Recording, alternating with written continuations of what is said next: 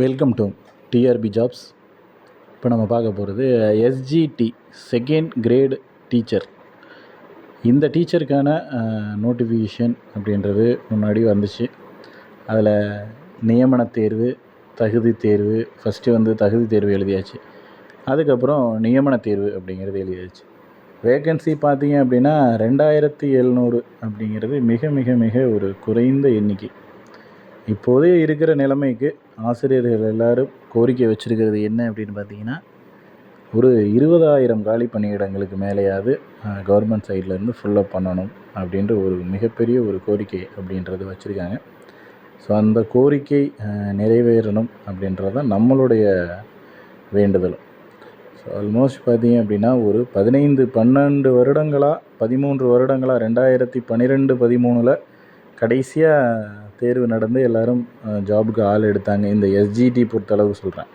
மற்ற டிஆர்பி எந்த எக்ஸாமும் இல்லை. எஸ்ஜிடி செகண்ட் கிரேட் டீச்சர்ஸ் மட்டும் 12 வருடங்களாக எந்த ஒரு நியமனமும் எந்த ஒரு பணியாணையும் கொடுக்கப்படலை. இப்போதைக்கு இருக்கிற வேக்கண்ட்டை பார்த்தீங்க அப்படின்னா தற்காலிக ஆசிரியர்களை வச்சு ஃபுல்லப் பண்ணியிருக்காங்க. ஸோ அந்த தற்காலிக ஆசிரியர்கள் ஃபுல்லப் பண்ணாமல் அந்த இடத்த எல்லாத்தையும் நிரந்தர ஆசிரியர்களுக்கு ஒதுக்குனாங்களாலே மிகப்பெரிய ஒரு காலி பணியிடம் அப்படின்றது உருவாகும். ஏன்னா இப்போ ஒரு தற்காலிக ஆசிரியர்கள் அவங்க பணிபுரிகிறாங்க அப்படின்றப்போ அதில் எந்த ஒரு பெனிஃபிட்ஸும் இருக்காது. பட் நிரந்தர ஆசிரியர்கள் அப்படிங்கிறப்போ அதில் நிறைய மாணவர்களுக்கும் நிறைய பெனிஃபிட்ஸ் அப்படின்றது இருக்குது. ஸோ அதனால் அரசு சைட்லேருந்து நம்மளுடைய கோரிக்கை இது மிக மிக ஒரு தாழ்மையான கோரிக்கை தான். இந்த கோரிக்கையை ஏற்று நமக்கு 20,000 பணியிடங்கள் கொடுத்தாங்க அப்படின்னா அது ஆசிரியர் எல்லாருக்கும் நினச்சி பார்க்க முடியாத, கனவு காண முடியாத அளவுக்கு ஒரு மிகப்பெரிய ஒரு சந்தோஷத்தை ஏற்படுத்தும். ஏன்னா எந்த அளவுக்கு மன உளைச்சல், ஏன்னா 12, 13 வருடங்களாக வெயிட் பண்ணுறது அப்படிங்கிறது எந்த அளவுக்கு மன உளைச்சலை ஆசிரியர்களுக்கு எல்லாருக்கும் உண்டாக்கும் அப்படின்றது நமக்கு நம்மளால் வார்த்தையால் சொல்லி விவரிக்க முடியாது அதனுடைய கஷ்டத்தை.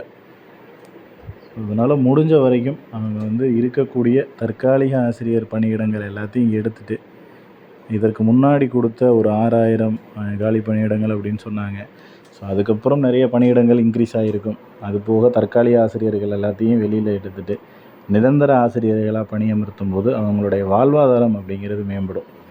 ஏன்னா தகுதி தேர்வில் எழுதி நியமன தேர்வுக்கு உள்ளே தேர்வு எழுதினவங்க அப்படின்னு பார்த்தீங்கன்னா, எழுதி பாஸ் ஆனவங்க அப்படின்னு பார்த்தீங்கன்னா 22, 23 இந்த ரேஞ்சில் தான் 23,000 நபர்கள் இந்த ரேஞ்சில் தான் இருக்கும்.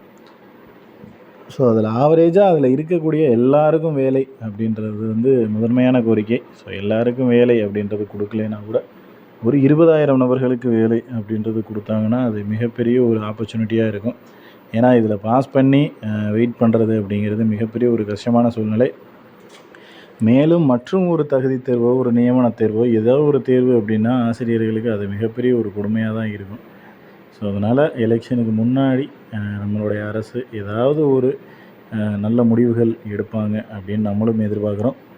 இதில் உங்களுக்கு வேறு ஏதாவது சந்தேகங்கள் இருக்குது அப்படின்னா கீழே கமெண்ட் செக்ஷனில் கமெண்ட் பண்ணுங்கள். அதே போல் நம்ம சேனலில் தொடர்ச்சியாக எஸ்ஜிடி சம்மந்தமான தேர்வுகள் சம்மந்தமான வீடியோக்கள் அப்படின்றது தொடர் நிகழ்வாக இதுக்கப்புறம் போட்டுக்கிட்டே இருப்போம். நம்ம சேனலில் வரக்கூடிய வீடியோலாம் உங்களுக்கு வரணும் அப்படின்னா நம்ம சேனலை சப்ஸ்கிரைப் பண்ணிடுங்க.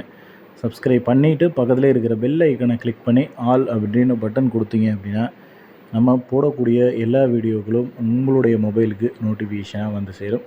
நெக்ஸ்ட் அடுத்த வீடியோவில் பார்க்கலாம். தேங்க்யூ.